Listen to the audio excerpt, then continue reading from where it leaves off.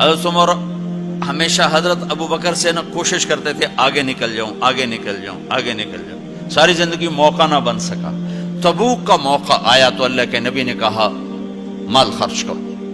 عثمان رضی اللہ تعالیٰ نے 10,000 لشکر کا سارا سامان تیار کیا، ان کی سواریاں، ان کا راشن کے لیے تھیلوں کو بند کرنے کے لیے دھاگے تک اپنے گھر سے دیے، اور 300 دینار اوپر دیے۔ تو اللہ کے نبی کی جھولی میں وہ 300 دینار پڑے تھے یوں، اور آپ ان دیناروں کو اٹھا کے یوں فرما رہے تھے ما علی عثمان اللہ یعمل بعدا، عثمان آج کے بعد کچھ بھی نہ کرے تو جنت واجب ہوگی۔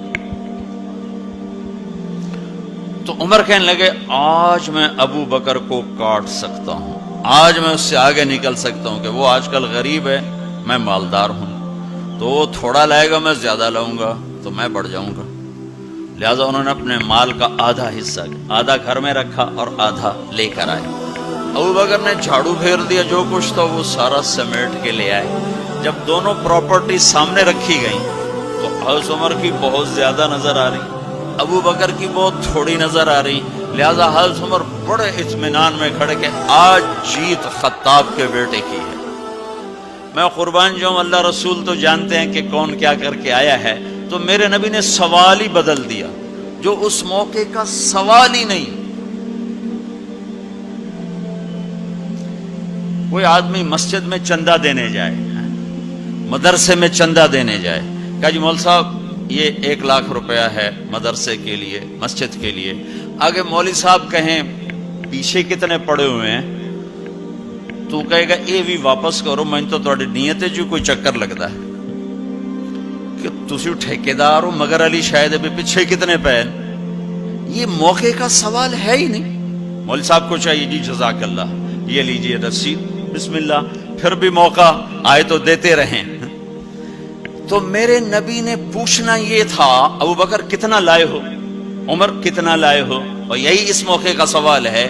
لیکن اللہ رسول جانتے ہیں کہ کس کے مال میں وزن زیادہ ہے، تو میرے نبی نے سوال بدل دیا، فرمایا عمر ما خلفتا، واہ واہ عمر پیچھے کیا چھوڑ کے آئے ہو؟ تو حضرت عمر تو وہیں دھڑم ہو گئے گا، با میں گیا، سوال سے ہی وہ پتہ چلے گا، با میری کلی اڑ گئی وکٹ۔ عمر ما خلفتا یا ما ترکت لأہلک، یہ دونوں الفاظ ہیں، پیچھے گھر والوں کے لیے کیا چھوڑا؟ تو پہلے حضرت عمر بڑے جوش میں کھڑے تھے، پھر ایک دم ڈھیلے ہو گئے، کہنے با جی آدھا چھوڑا ہے آدھا لایا۔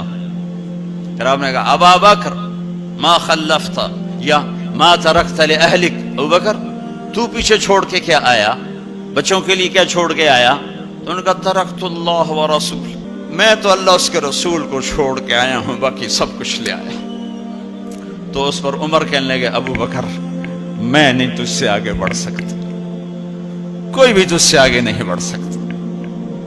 اور اگلی سنو، اپنے کپڑے بھی دے دیے، اور ایک ٹاٹ تھا وہ پہن کر اس کو کانٹوں سے سی لیا۔